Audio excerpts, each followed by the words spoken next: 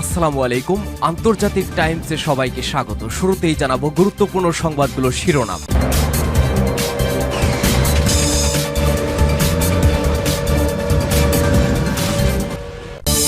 পশ্চিম তীরে নতুন করে ১৯টি অবৈধ বসতি স্থাপনের অনুমোদন ইসরায়েলের। পয়েন্ট ব্লাঙ্ক রেঞ্জ থেকে ফিলিস্তিনি কিশোরকে গুলি করে হত্যা। ক্ষেপণাস্ত্র হামলায় ইসরায়েলের ব্যাপক ক্ষয়ক্ষতির তথ্য প্রকাশ। ইরান আবারও হামলা চালাতে পারে, ট্রাম্পকে জানালো ইসরায়েল। এদিকে ভেনিজুয়েলায় যুক্তরাষ্ট্রের হস্তক্ষেপ নিয়ে সতর্ক করলেন লুলা দা সিলভা। জানাবো ইউক্রেনীয় সেনাদের অবস্থান লক্ষ্য করে ব্যাপক ড্রোন ও মিসাইল হামলা রাশিয়ার। সবশেষ জানাবো ভারতীয় প্রক্সি ঘাঁটিতে পাক বাহিনীর ভয়াবহ হামলা, নিহত 14। শুনছিলেন গুরুত্বপূর্ণ আপডেট আন্তর্জাতিক সংবাদগুলোর শিরোনাম, এবার বিস্তারিত।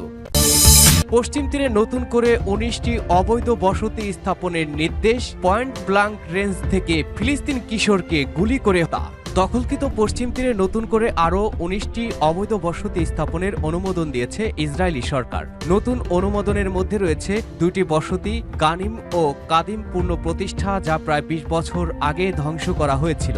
সোমবার ২২ ডিসেম্বর এক প্রতিবেদনে ব্রিটিশ সংবাদ মাধ্যম বিবিসি নিউজ এ তথ্য জানায়। প্রতিবেদনে বলা হয়, দেশটির অর্থমন্ত্রী বেজালেল স্মোট্রিচ ও প্রতিরক্ষা মন্ত্রী ইসরায়েল ক্যাটস যৌথভাবে এই প্রস্তাব রাখেন। দাবি, এটি পদক্ষেপ ফিলিস্তিনি রাষ্ট্র প্রতিষ্ঠার রোধে কার্যকর ভূমিকা পালন করবে। আন্তর্জাতিক আইন অনুযায়ী পশ্চিম তীরে ইসরায়েলের বসতি সম্পূর্ণভাবে অবৈধ। এরই মধ্যে ইহুদি রাষ্ট্রটির এমন সিদ্ধান্তের নিন্দা জানিয়েছে সৌদি আরব। জাতিসংঘ মহাসচিব অ্যান্তনিও গুতেরেস বলেছেন, ইসরায়েলের নিরবিচ্ছিন্ন বসতি সম্প্রসারণের উত্তেজনা বাড়ছে, ফিলিস্তিনিদের জমি ব্যবহার সীমিত হচ্ছে এবং স্বাধীন ফিলিস্তিনি রাষ্ট্রের সম্ভাবনা হুমকির মুখে পড়ছে।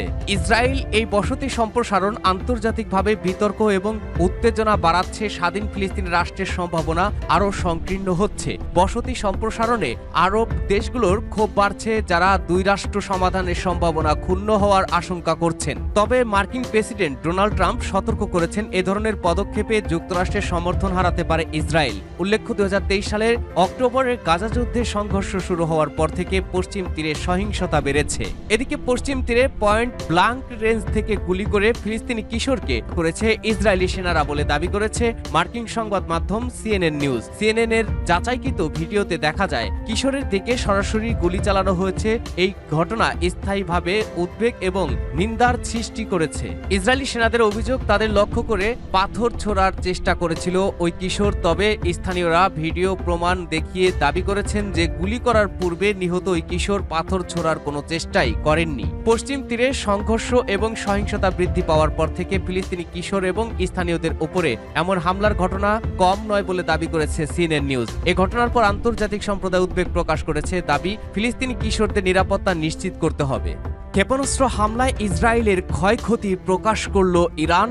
ইরান আবারও হামলা চালাতে পারে, ট্রাম্পকে জানালো ইসরায়েল। আবারও ইরানে হামলার ছক করছে ইসরায়েল। চলতি মাসে যুক্তরাষ্ট্র সফরে মার্কিন প্রেসিডেন্ট ডোনাল্ড ট্রাম্পের কাছে নতুন পরিকল্পনার বিস্তারিত তুলে ধরবেন ইসরায়েলের প্রধানমন্ত্রী বেনিয়ামিন নেতানিয়াহু।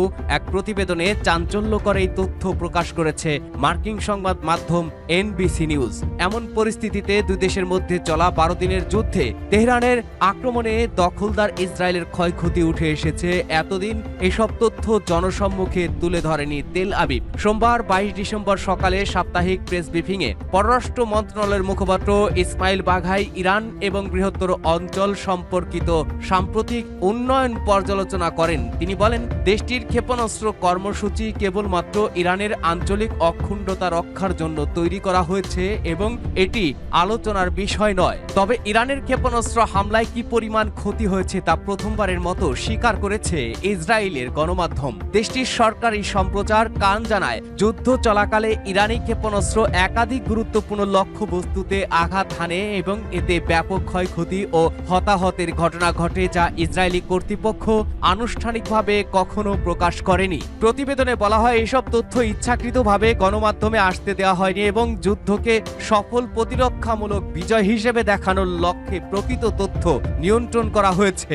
ইসরায়েল তাদের আকাশ প্রতিরক্ষা ব্যবস্থা সম্পূর্ণ কার্যকর বলে প্রচার চালালেও কান স্বীকার করেছে যে ইরানি ক্ষেপণাস্ত্র যুদ্ধে উচ্চ মাত্রার কার্যকারিতা দেখিয়েছে এবং বাস্তব অর্থেই ক্ষয়ক্ষতি ঘটিয়েছে ইসরায়েলে। এতে আরও উল্লেখ করা হয়, যুদ্ধক্ষেত্রে ইরানের ক্ষেপণাস্ত্র সক্ষমতা ছিল বাস্তবিক এক পরিস্থিতি, কিন্তু তা ইসরায়েলের সরকারি বিবরণে প্রতিফলিত হয়নি। ফলে দেশটির সাধারণ মানুষ যুদ্ধের প্রকৃত ক্ষতির পরিমাণ সম্পর্কে অন্ধকারেই রয়ে গেছে।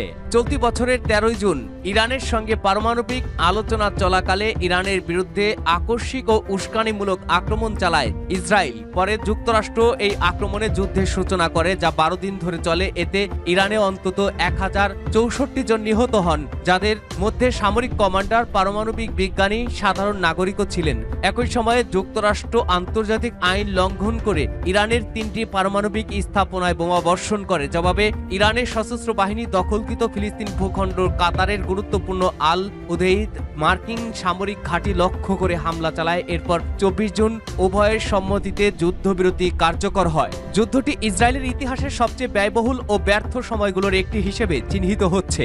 ইসরায়েলের প্রত্যক্ষ সামরিক ব্যয় ছিল $12.2 বিলিয়ন। অর্থনৈতিক স্থবিরতা ও ব্যবসা বন্ধ হয়ে ক্ষতি হয়েছে $21.4 বিলিয়ন। ইরানি হামলায় ক্ষতি হয়েছে $4.5 বিলিয়ন এবং ক্ষতিগ্রস্ত ভবন সরিয়ে নেওয়া ও পুনর্গঠনে ব্যয় হয়েছে $2 বিলিয়ন। যদিও ইসরায়েলের সরকারি পরিসংখ্যানেই যুদ্ধ ব্যয় দাঁড়ায় $12 থেকে $20 বিলিয়ন, তবে বিস্তৃত মূল্যায়নে মোট ব্যয় ধরা হচ্ছে প্রায় $40 বিলিয়ন। এই অর্থনৈতিক ক্ষতির পাশাপাশি বাজেট ঘাটতি, প্রবৃদ্ধি হ্রাস, পর্যটন খাতের ক্ষতি, কর্মী প্রস্থান ও বিনিয়োগকারীদের অনাস্থার মতো দীর্ঘমেয়াদী প্রভাব রয়েছে। শেষ পর্যন্ত ইরানের মুখোমুখি হওয়ার জন্য ইসরায়েলের 20 বছরের পরিকল্পনা ব্যর্থ হয়েছে। ইরান হঠাৎ হামলা চালাতে পারে, ট্রাম্পকে জানালো ইসরায়েল। ইরানের সাম্প্রতিক ক্ষেপণাস্ত্র মহড়া হঠাৎ হামলার কারণ হতে পারে, এমন আশঙ্কার কথা যুক্তরাষ্ট্রের প্রেসিডেন্ট ডোনাল্ড ট্রাম্পকে জানিয়েছে ইসরায়েল। মার্কিন গণমাধ্যম CNN এর বরাতে এ তথ্য জানা গেছে। প্রতিবেদনে বলা হয়, ইসরায়েলি সেনাবাহিনীর প্রধান জেনারেল ইয়াল জামিল যুক্তরাষ্ট্রের সেন্ট্রাল কমান্ডের প্রধান ব্র্যান্ড কুপারের সঙ্গে কথাও বলেছেন। ইয়াল জামিল সতর্ক করে বলেছেন, ইরানের Islamic revolutionary guard corps IRGC পরিচালিত সাম্প্রতিক মহড়াগুলো আকস্মিক হামলার প্রস্তুতি হতে পারে। তিনি যুক্তরাষ্ট্র ও ইসরায়েলের মধ্যে সামরিক সমন্বয় আরও জোরদারের আহ্বান জানান। এদিকে ইসরায়েল নতুন করে ইরানের বিরুদ্ধে হামলার সম্ভাব্য বিকল্প পরিকল্পনা ট্রাম্পের কাছে তুলে ধরতে পারে বলে ইঙ্গিত মিলেছে। উল্লেখ্য, গত 13 জুন ইসরায়েল রাইজিং লায়ন অভিযানে ইরানের সামরিক ও পারমাণবিক স্থাপনায় হামলা চালায়। এতে ইরানের শীর্ষ কমান্ডার বিজ্ঞানীরা নিহত হন। ভেনেজুয়েলা যুক্তরাষ্ট্রের হস্তক্ষেপ নিয়ে সতর্ক করলেন লুলা। ভেনেজুয়েলা যুক্তরাষ্ট্রের ক্রমবর্ধমান চাপ ও সম্ভাব্য সামরিক হস্তক্ষেপে ভয়াবহ মানবিক বিপর্যয় ডেকে আনবে বলে সতর্ক করেছেন ব্রাজিলের president Luiz Inacio Lula da Silva. রোববার 21 ডিসেম্বর ব্রাজিলের দক্ষিণাঞ্চলীয় শহর ফোজ দা ইগুয়াসুতে দক্ষিণ আমেরিকার আঞ্চলিক জোট মার্কোসুর শীর্ষ সম্মেলনে বক্তব্য রাখতে গিয়ে তিনি এই হুঁশিয়ারি দেন। খবর বার্তা সংস্থা রয়টার্সের। ব্রাজিলের প্রেসিডেন্ট বলেন, ভেনেজুয়েলায় কোনো ধরনের সশস্ত্র হস্তক্ষেপ শুধু ওই দেশের জন্যই নয়, বরং গোটা পৃথিবীর জন্যই এক বিপজ্জনক দৃষ্টান্ত স্থাপন করবে। তিনি আরো বলেন, এই ঘটনা মানবিক বিপর্যয়ের রূপ নেবে। এটি এমন এক নজির সৃষ্টি করবে যা বৈশ্বিক স্থিতিশীলতার জন্য মারাত্মক হুমকি। রয়টার্সের প্রতিবেদনে বলা হয়েছে, ভেনেজুয়েলা ইস্যুতে যুক্তরাষ্ট্রের সঙ্গে উত্তেজনা সম্প্রতি আরো বেড়েছে। এর আগে গত মঙ্গলবার যুক্তরাষ্ট্রের প্রেসিডেন্ট ডোনাল্ড ট্রাম্প জানিয়েছিলেন, ভেনেজুয়েলা থেকে ছেড়ে আসা ও দেশটির জলসীমায় প্রবেশ করতে যাওয়া নিষেধাজ্ঞার আওতায় থাকা তেল ট্যাঙ্কারগুলো অবরোধ করার আদেশ দিয়েছেন তিনি। ইউক্রেনীয় সেনাদের অবস্থান লক্ষ্য করে ব্যাপক ড্রোন ও মিসাইল হামলা রাশিয়ার। এক সপ্তাহে ইউক্রেনীয় সেনাদের অবস্থান লক্ষ্য করে 1300 ড্রোন এবং 1200-র বেশি মিসাইল ছুড়েছে রুশ সেনারা। বিবৃতিতে ক্রেমলিন জানায়, গোপন ঘাঁটি এবং অস্ত্রাগার লক্ষ্য করে চালানো হয় এসব হামলা। রুশ সেনাদের বিরুদ্ধে ক্রোসেদার এলাকায় অন্তত 50 ইউক্রেনীয়কে জিম্মি করার অভিযোগ উঠেছে। যুদ্ধক্ষেত্রে যখন চলছে প্রাণপণ লড়াই, তখন আলোচনার টেবিলে বিবাদমান পক্ষগুলোর প্রতিনিধিরা। যুক্তরাষ্ট্রের মিয়ামিতে মার্কিন প্রতিনিধিদের সাথে আলোচনায় বসেন রুশ প্রতিনিধি কিরিল দিমিত্রি। আলোচনা ইতিবাচক হচ্ছে বলে মন্তব্য করেন তিনি। এদিকে যুদ্ধ ও আলোচনার মধ্যে ইউরোপ এবং এশীয় অঞ্চলের দেশগুলোকে সাথে নিয়ে নতুন অর্থনৈতিক পরিকল্পনা নেওয়া হবে বলে জানিয়েছেন রুশ প্রেসিডেন্ট। ইসির বৈঠকে দেওয়া ভাষণে পশ্চিমকে ঠেকাতে আঞ্চলিক সম্পর্কে জোরদারের আহ্বান জানান পুতিন। অন্যদিকে মার্কিন প্রতিনিধি ক্যারেল উইটকপ জানিয়েছেন, শান্তি আলোচনায় শীঘ্রই ইতিবাচক ফলাফল আসতে পারে।